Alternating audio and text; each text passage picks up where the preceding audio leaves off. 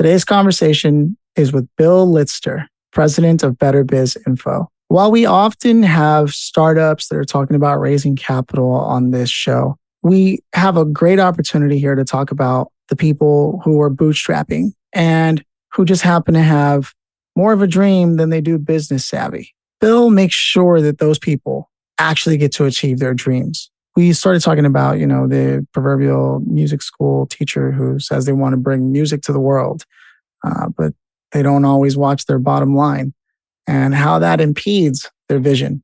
Bill highlights, they're really talking about scaling there, and you're going to need money to make that happen. So Bill leverages the profit first methodology to get businesses and business owners like that where they want to be. And Bill also shares his why moment for that, where he used to be a franchise owner and own multiple other businesses. But early on, he took on a franchise only to find that he couldn't even afford to buy milk and had to step in and do something he never thought he would just to get by. But that moment changed everything. His attitude towards business, running things, and where he wanted to be in life, and making sure that nobody else experiences that. So when you've got skills that can help people and you have the why, well, then you have this conversation here with Bill. So without further ado, Bill Litster of Better Biz Info. Already, we've had a great conversation even before we hit record, and I really believe this is going to come through. I often get to talk to people who are talking about raising, seed capital, or they just went public. And there's this whole segment of business that sort of runs on donuts and coffee and doesn't know what day or time it is. And they're just trying to figure things out. And it seems you create order in that world of chaos. So if you could, in just a couple of words, hit me with who it is you're trying to reach these days, or who you've been working with actually to much success. Because from what I saw on your website, and correct me if this is wrong, it's like music schools and things of that nature that probably don't keep their eye on the bottom line. Is that accurate? That's accurate. We like to work with small to medium-sized businesses. We specialize in the music schools, music industry, music professionals. But so many of these owners, their whole dream was to start their business, and they're running along and where's the cash? They're not making any money. They're paying their employees, but they can't even put food on the table, So we help people solve that problem, help them become profitable, pay themselves, live the dream, that they got into it for. And this is consulting, not because most people think, oh, well, then I'll just get an accountant to solve that for me. But that's somebody else you also pay, right? It's not someone helping shape your business. Yeah, and we do help people, get their books in order, and we could even help them do that. But one thing they have to realize, tracking the numbers, that's one thing. Understanding them, making decisions on that, growing your business, understanding what that means and how your business is failing or succeeding and what tweaks you can make, that's consulting. And that's what we do. I love that, because often people will hire a marketing agency, since my own background is in marketing. And tracking the data is one thing. Knowing what to do with that data is an entirely whole different game, set, right? Yeah, it is.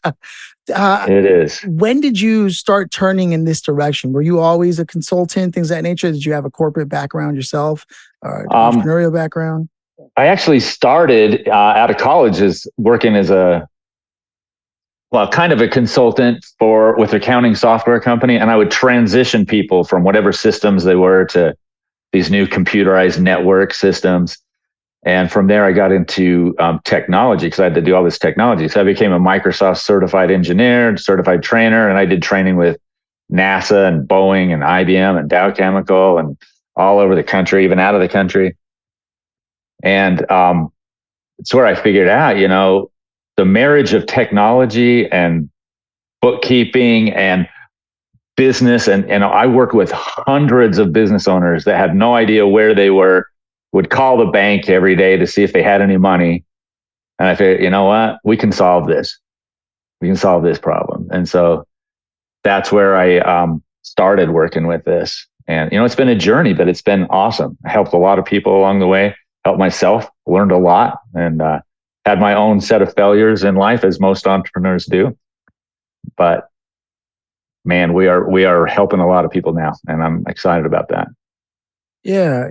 Do you remember your first client where you were really just doing this as Better Biz Info? You're like, this is we're gonna do this, and you secure, because it sounded like it sort of gradually built over time and sort of had that thing going, as opposed to that big decision, I'm gonna do this, and took a parachute or no parachute off the plane. Yeah. Was it more like the former, where it's sort of just over time, gradually, as you were doing things?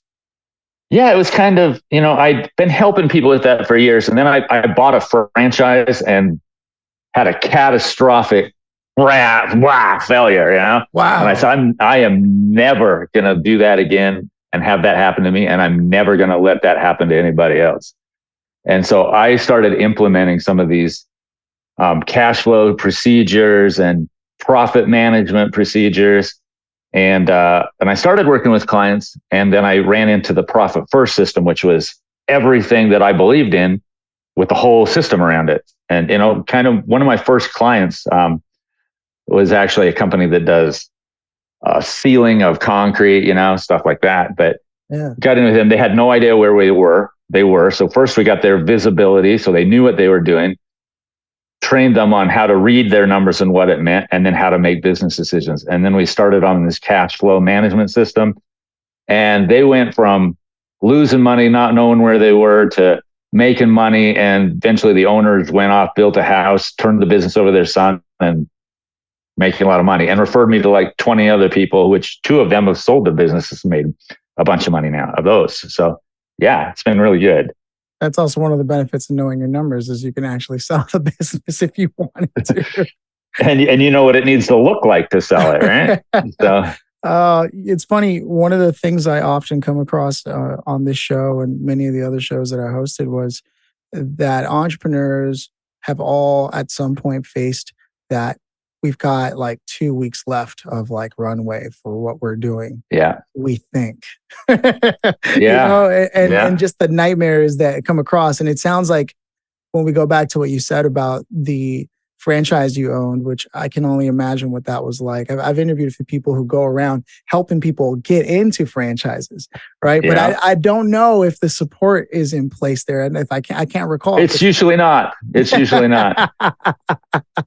Yeah, man. And so to know that that's sort of where your heart is at and your mission is at, I think that's important, because don't they say, and it seems to be pretty accurate, that the first 3 years of a business makes or breaks it, and often they die out, especially restaurant-based businesses or this or that, just simply for lack of cash flow. Yeah, and what I see is, and I see this over and over again, I experience myself, you're into it about, some people it's 6 months, sometimes it's a year, 2 years, that 1 to 3 years, like you said, they get to the point where they don't know what to do. They're running out of cash, and they are no more thinking about the dream of why they got into it.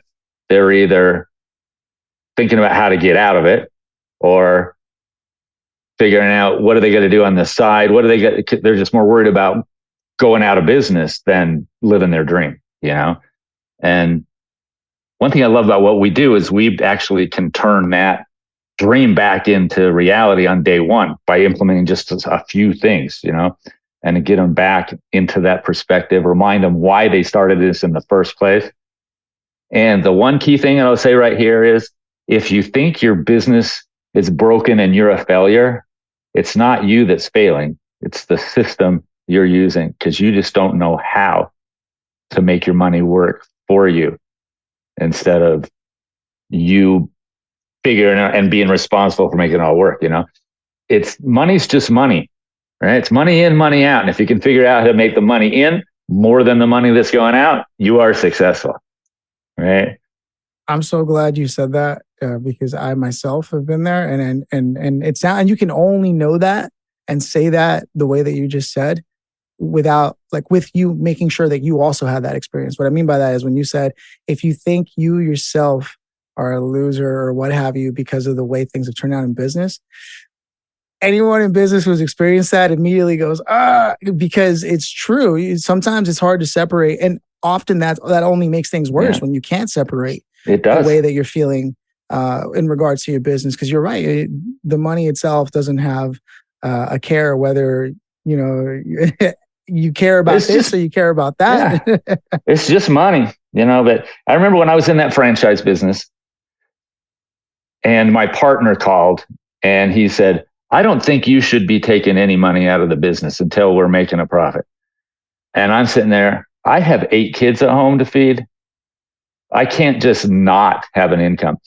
And I remember the day I went to my 17-year-old son who worked at Subway and had to ask him if I could borrow money to buy milk because I couldn't even buy milk. Yeah. And I said, that's it, And at that moment, I was no longer thinking about succeeding in that business. I was thinking about how to sell it.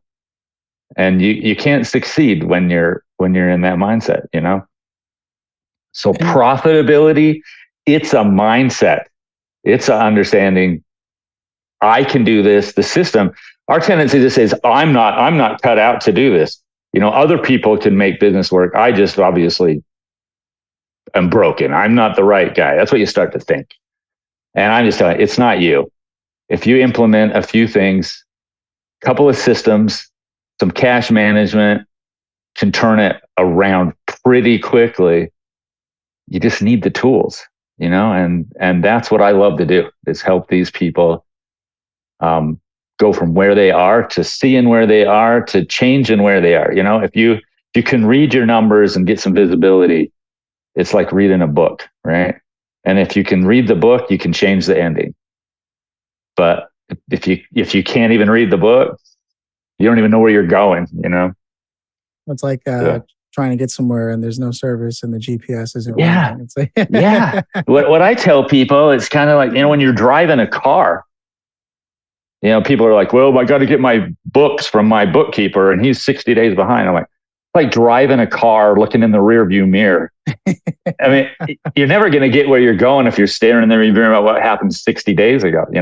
It's more important to know, where am I right now and where am I trying to get to? And I glance in the rear view mirror for some perspective, but I focus on where I am and where I'm going, and have a map and a path how to get where I want to get to. And that's the dream we're getting to. And it's a plan and strategy, right?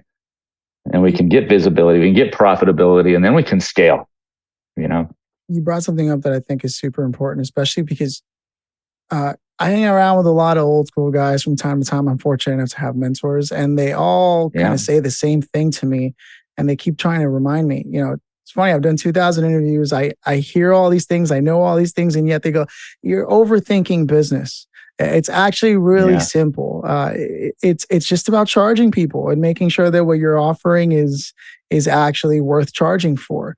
And often, I may not be the only one, and people who are, I imagine a lot of the customers you serve, like music schools and things of that nature, you tend to want to do the good thing, right? You think you have this mentality, if you will, that charging is a bad thing sometimes, almost. And I think that you are uniquely qualified, just from the energy I get from you and the way that you see things. Yeah, sometimes, do you ever find, is what I'm trying to say, is do you ever find that you have to do a lot of inner work with your clients in terms of their mentality and how they view things, as opposed to just here's the step 1, 2, and 3? Yeah, I view myself as probably 50% consultant, 50% psychiatrist. Talk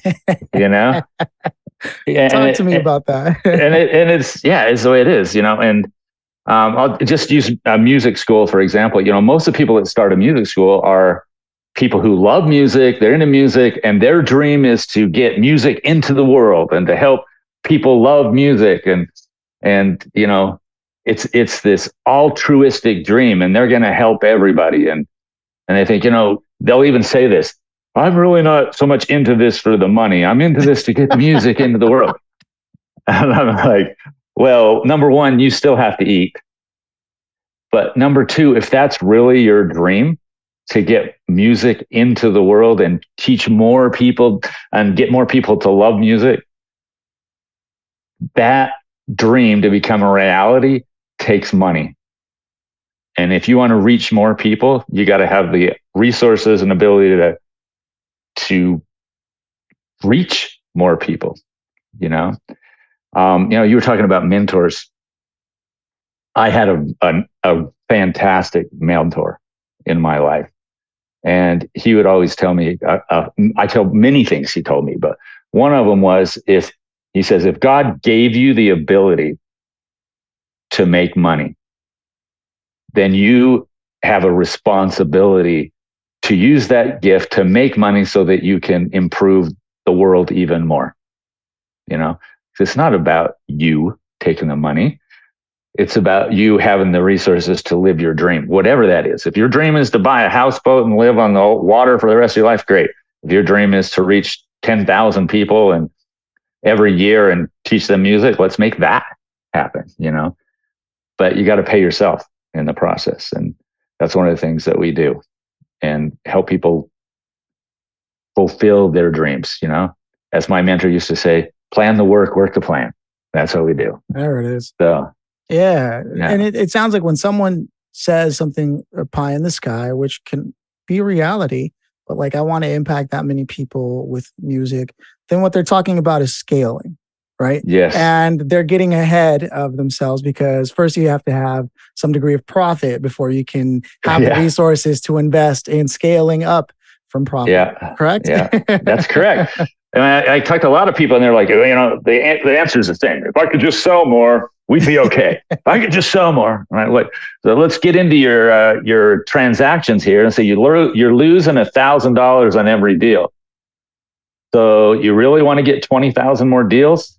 It doesn't work. First, we have to understand where we are, so we can price accordingly, do our offerings appropriately, create the profit that we need. And then once we're making money on every deal, then we scale, right? And there's also a big misnomer, a myth that's out there that says you have to, in order to make more money, you have to spend more money. That's not always really true. There are a lot of processes that we implement with people that don't cost anything, that help them scale. But you only want to scale if you make a positive percentage on every deal, or you have a plan that as you scale, your profitability increases, right? And it'll do that if you do it right. And then if we have opportunities to spend money, we'll have the money to spend it and create exponential growth, and we can do that. So, I'm curious, in your experience, as this world begins to change more and more, do you find that people are still open to running brick and mortar businesses? I would assume a lot of the people that are doing music schools, they need the real estate, the lease, and the whole rigmarole there, as opposed to digital businesses and sort of removing that overhead. What has been your view in terms of the trend in seeing that? That's a very good question, because in the music industry, and we talk about music schools specifically, but then the rest of that industry, COVID changed everything. Before COVID hit, all my clients were saying, well, we got to figure out what we're going to do, because we need to add 6 new lesson rooms, and we're going to have to get a new space and all this. COVID hits, and they're like, nobody can come to lessons. We got to build our lessons through Zoom and ways to do things digitally, and how can we do that?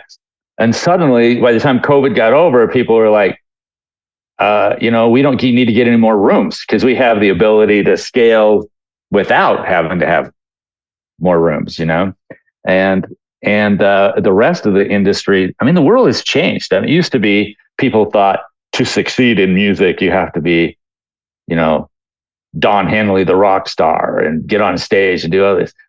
But nowadays, you can get on Spotify. You can get your music in front of a lot of people and get a following and sell your music and all kinds of stuff without anybody ever seeing your face. They can just hear your music, and there's ways to grow it digitally. And then you can expand into whatever you want. And a lot of my clients have really moved into that space of helping musicians who often are people with full-time jobs that always had this dream since they were 15 of being a musician, right? And they help those type of people meet their dreams in different ways, by exploring the digital options, exploring the way to get followers of their offering, or how to teach music online, or how to do, courses online about how to improve your music skills or your music industry. So yeah, I think we're seeing less brick and mortar demand than we used to. I mean, there's still some, because person to person is always better when you're teaching music. Yeah. But to grow your music, to learn things, definitely digital is Infinitely taking a big scalable. chunk. Yeah. It's infinitely scalable. Yeah. Yeah. No, I can only imagine. I'm glad I asked that, because I just, from what I'm picking up, the stuff that you're putting down, it just makes sense that you would see a lot of those, and you would interface and interact with a lot of people who are potentially in that line of business where overhead might be a requirement in terms of leasing a building and things of that nature, and how that changes everything, right? In terms of visibility, profitability. Some people don't even want to look at what they owe on the lease. Yeah, that's right. Yeah. They call those keepers, right? They just keep them in the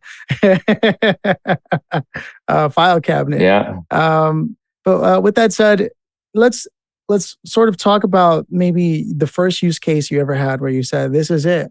This is the client I can champion and show people.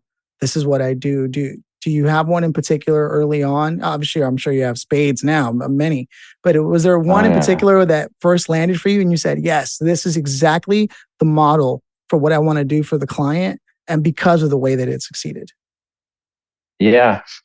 And, I could talk about that there's probably two or three landmark ones, but, the home healthcare industry, I've had a few in that space, but if we keep it to the kind of the music world, I had a client, they read the Profit First book, and so they put a thing out there saying, "Hey, I'd love anybody to help me with this." And I connected with her, and she was in San Diego running a music school. And she was one of those, had no idea where they were, couldn't pay the rent, couldn't do any of that, was, months behind on the rent. I'm on that verge of, I'm just failing. This is ridiculous. And we started her on this profit management system. We trained her on visibility so she could see her numbers, know where she was, and make good decisions based on that. And, in like 6 months after that, she had the system in place. She was all caught up on her rent. Within a year, she was expanding into a second location, and she became the music school of the year for the entire country year after that. And now she lives where she wanted to live. She always wanted to live in Texas. So she lives in Texas, and she runs her music studios in California remotely. And she is loving it and scaling it. And yeah, it's fantastic. And she will tell you up and down, this is the way to go.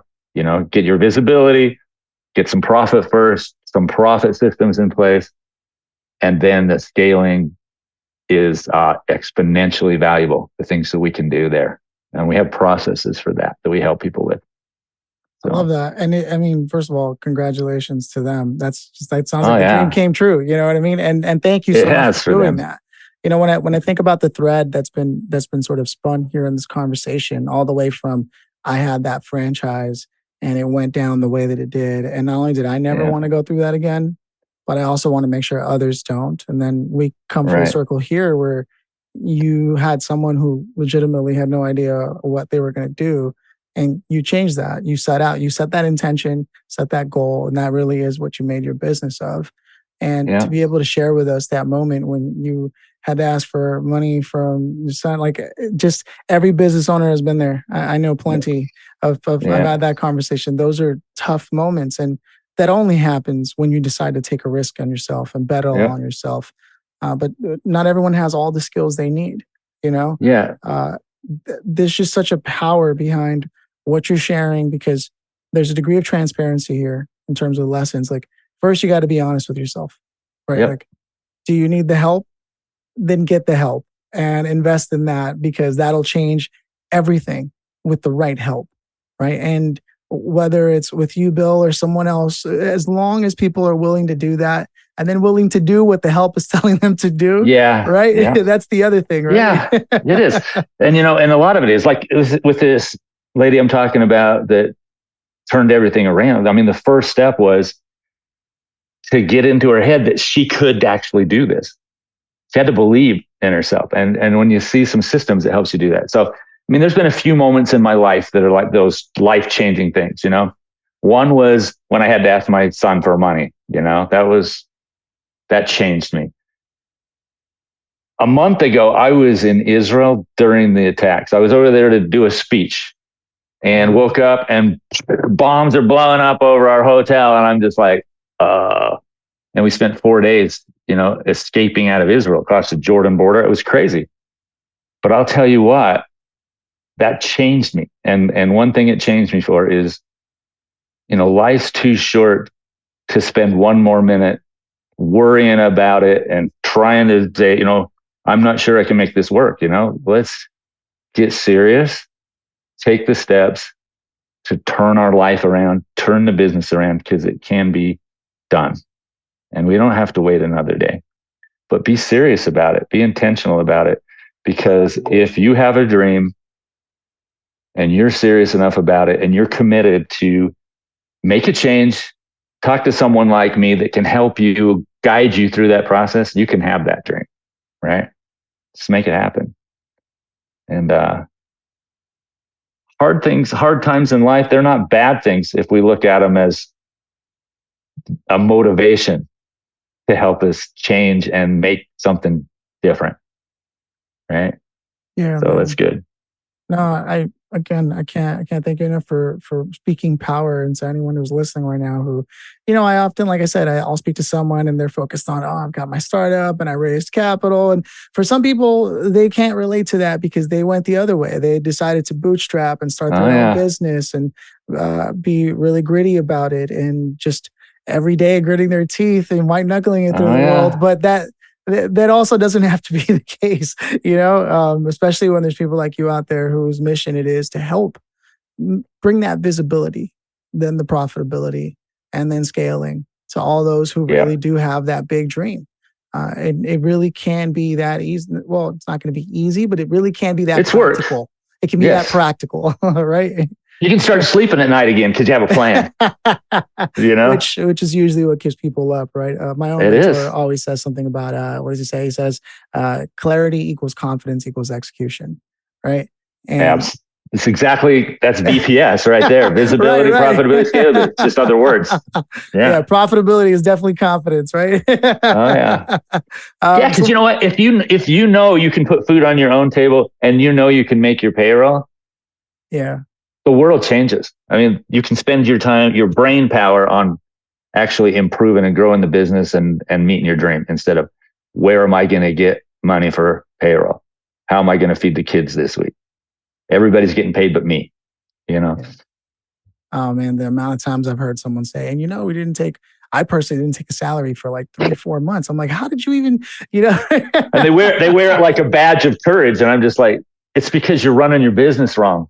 Yeah. Because the number one most important business person in your business is you. And if you're not taking care of you, eventually it's going to come crashing down, Man, you said it. Listen, I want to roll out the red carpet for you because we've had an in-depth conversation. I think we could have gone in any number of directions, but I'm glad that we went where we did because for some people, it's literally that mindset shift that they're really looking for, that permission to ask for help.